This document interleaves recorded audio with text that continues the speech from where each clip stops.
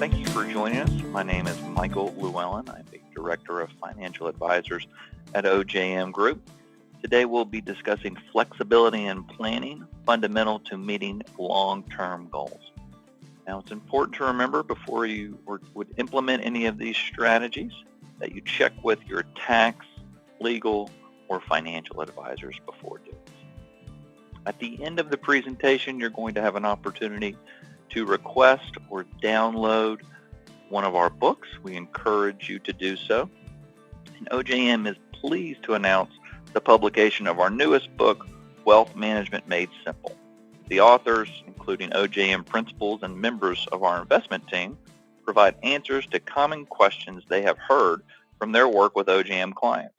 Topics include investment terminology, market history, tips for choosing an investment advisor, and more. Visit ojmbookstore.com to reserve your free copy today. So let's take a look at the agenda. Why do we need flexibility? The reason we need flexibility is because there's variables that we can't control. There can be changes in income or cash flow, tax rates, market, liability, and health. So let's take a look at each. Changes in income and cash flow. So how can you control that? It can be difficult to predict what your income is going to be, whether you're in healthcare or in real estate. There are variables that you just can't control that may affect what your income is going to be able to be. So it's important that you live below your means. Now, that doesn't mean that you have to count every penny or take a look at what you are spending on a weekly, monthly. Everyone can be different from that standpoint basis. But it is important that you incorporate savings into that so it becomes a priority. So if anything were to happen from an income standpoint, whether if it were to go down, when you would need flexibility from that standpoint, that the savings is part of that from a priority standpoint. A good way to make sure that you have flexibility when it comes to saving can be with which tools you're using. So a defined contribution plan versus a defined benefit plan. A defined contribution plan being your 401k, your 403b. You define the contributions. So you decide what you put in on a monthly or annual basis. A defined benefit plan, while it does offer the benefit of a larger tax deduction, it has less flexibility. So that doesn't mean that people shouldn't be doing it. They just need to be taking that into consideration. Non-qualified plans, after-tax savings would be included in there as well too. Just provides you with the flexibility to do that. Permanent life insurance is another one that will have some other benefits that we'll talk about later. You can have that designed in a way where it can be flexible. So you put in more in one year, less in another year, more in the next year, whatever it may be, you can have flexibility from that standpoint. Changes in tax rates. The reality of it is right now, we are at a historically low time when it comes to taxes. Now, we don't have direct control over that. I guess indirectly you could say we have control by Congress and who we would vote in there, but on an individual basis, we can't control tax rates. So we want to make sure that we understand where we are, how we're taking income. That's very important. I mean, if your tax rate, including state, could be as high as 50%. So we just want to make sure that what we're able to do to control that, whether that is participating in your 401k, your 403bs, or even using a defined benefit plan to help lower it, that's important to take into consideration. We're on the verge, potentially, of changes coming as well, too. So while they may be lowering the overall tax rate, are they going to be taking away certain deductions that could have an effect from an overall marginal tax rate, where it may be neutral, may be higher, could potentially be lower. But those are things to make sure that we want to take into consideration. That's considering your income rate. If we look at the capital gains rate, we're at a very low rate historically for that as well too.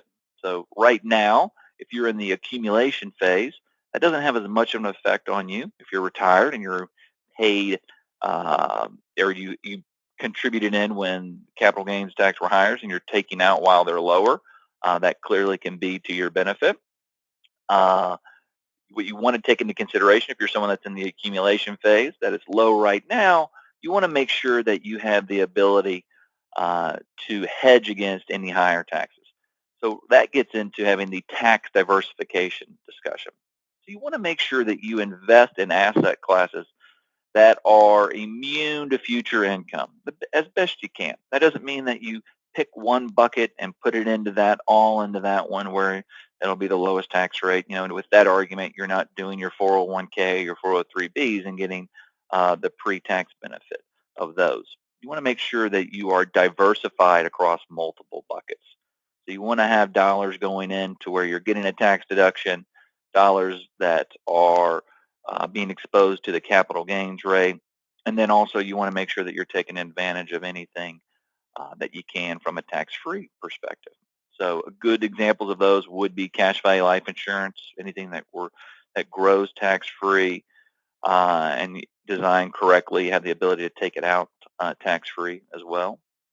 Tax-free municipal bonds, I mean, that's something that, you know, bonds are something that are, the rates are at low numbers right now, but it's important if we look at it across, you know, the broad spectrum, you know, eventually they're going to become more favorable as well too. The tax-free aspects of it make it very attractive. Your Roth IRAs, you could also say a Roth 401k. If your 401k or 403b has the ability to make Roth contributions, that may be something that you want to take into consideration as well too, because just like with the cash value life insurance, it grows tax-free and you have the ability to take it out tax-free. So again, we're not saying that you only allocate or to one bucket or mainly to one bucket over the other. It's about having diversification so you can hedge against future tax rates in the future, and you have the flexibility in your planning to pull from those different buckets. Changes in the market.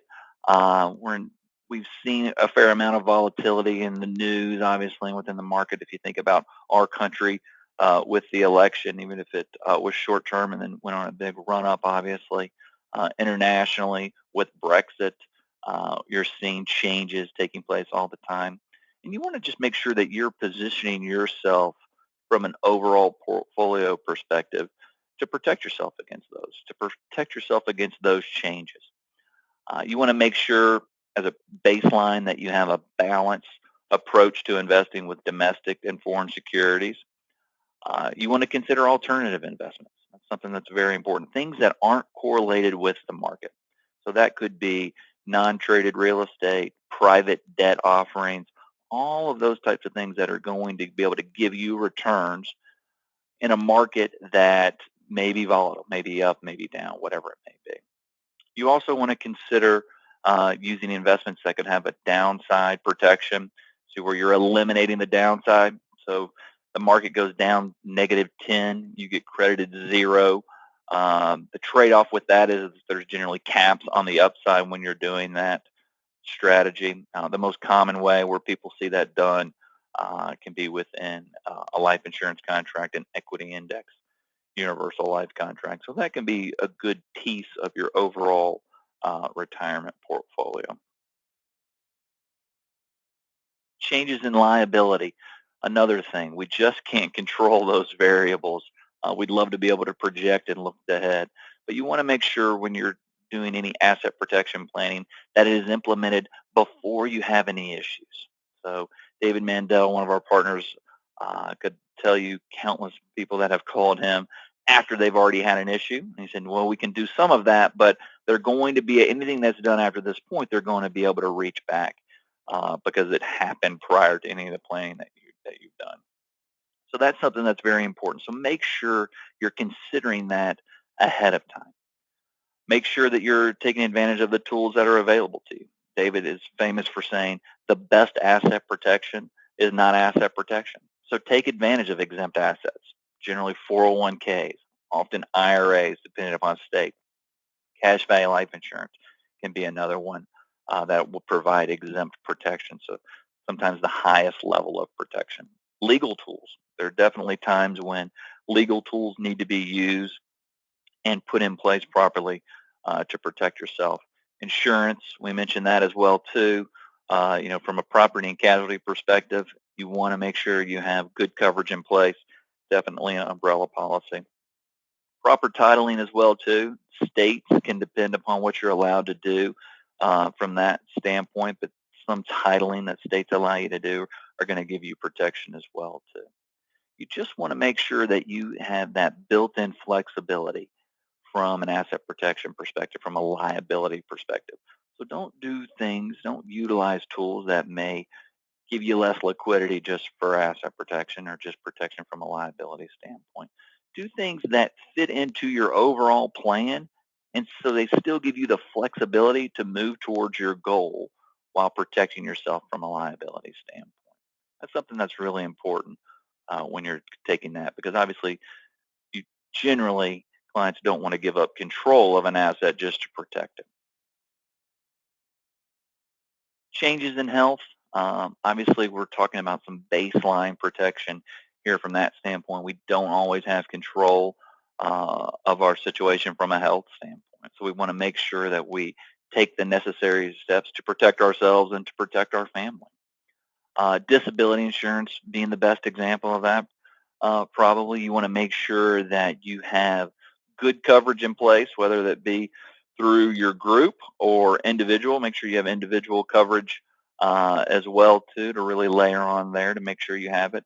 You want to make sure that it's a good contract with, really right now in this market, there's really no reason not to have own occupation with riders on there to protect yourself for partial disability as well too, and the ability to increase without medical proof.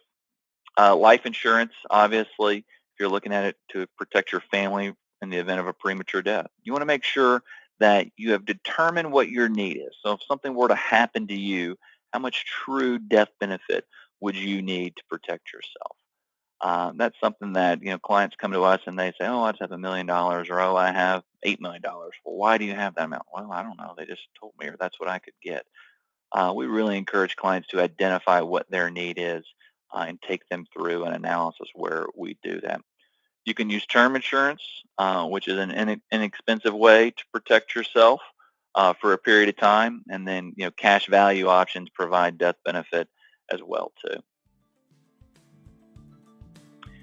At OJM, from a planning perspective, we cover many different areas of planning. We really touched on a lot of those today. But we are a unique fee-based wealth management firm that has clients in over 48 states, and we have 3 different divisions. We have a multidisciplinary approach, and we can help from a corporate and we can help from a personal planning perspective as well. So we'd love the opportunity to discuss how we could be a resource for you. Again, I encourage you to request a free copy of Wealth Management Made Simple, or For Doctors Only, or other books that we may have that may be specialized for orthopedic surgeons or dermatologists as well too. The other next step would be to schedule a consultation. We'd love to walk through your situation and discuss what flexibility you have in place and what are some things that you could be doing to put yourself in the right situation. You can feel free to contact me, Michael Lewellen. There's my email address and phone number as well too. And again, we look forward to the opportunity of being a resource for you. Thanks for watching.